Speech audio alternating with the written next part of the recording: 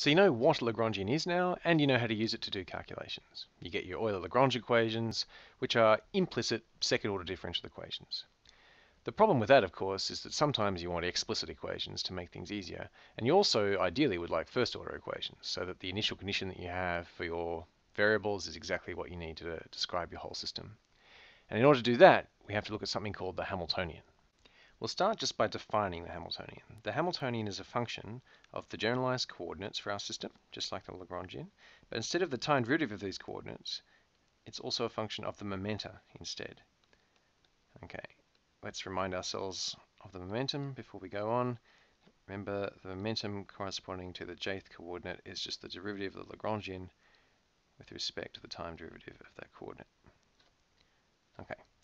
So the Hamiltonian, and I won't use vector notation, I'll do the explicit sum, is the sum of the time derivatives of q times the momenta pj minus the Lagrangian.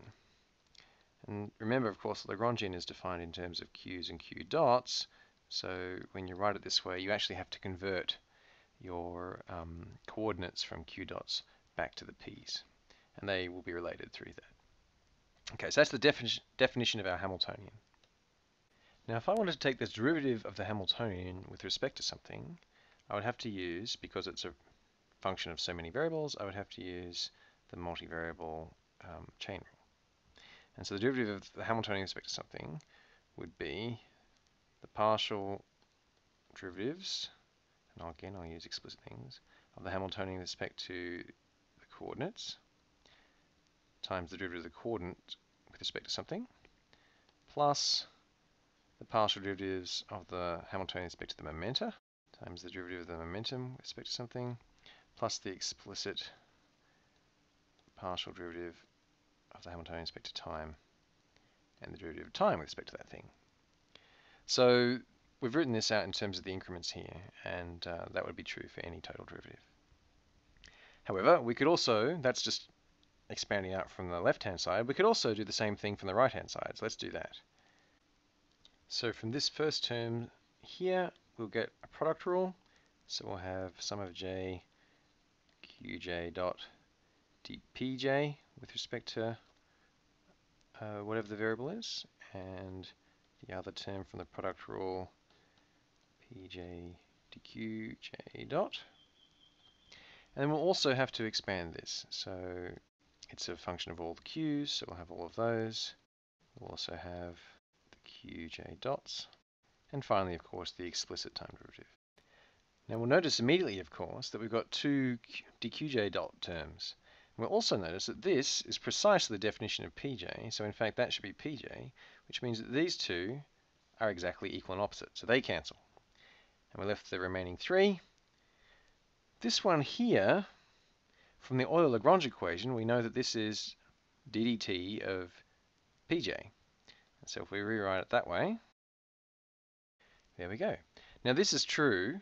These two lines are simultaneously true no matter what we're taking the derivative with respect to, and therefore each of these individual terms must be equal. And that means we immediately have the relations. We know that the derivative of the Hamiltonian with respect to time is equal and opposite to the derivative of the Lagrangian with respect to time, explicitly. We also know that pj dot is just minus the derivative of the Hamiltonian with respect to qj, and we know that qj dot is just the derivative of the Hamiltonian with respect to pj.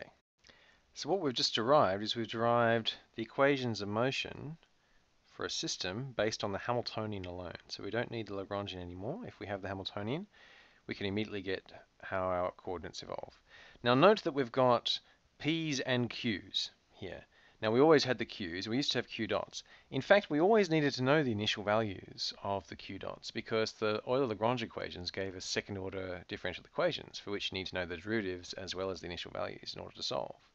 So here we've just kind of made that explicit. We've got the q's and the p's as our initial conditions, and the time derivative of those is almost symmetric, as you can see. The derivative of the Hamiltonian with respect to one or the other. And there's just this minus sign breaking the symmetry there. And these are explicit equations, and they're first order. And therefore, there's quite a lot of theorems and so forth based on the Hamiltonian that can enable us to figure out things about how classical systems behave that are much harder to derive from the Lagrangian. We can immediately see some things such as, remember, if the Lagrangian didn't depend on the coordinate, then the momentum was conjugate. Well, here we have exactly the same thing. If the Hamiltonian does not depend on the coordinate, and that is called, if it is cyclic, then the momentum is constant. And indeed, in Hamiltonian mechanics, you can talk about the symmetric situation, which is the Hamiltonian doesn't depend on the momenta, then also the coordinates are constant.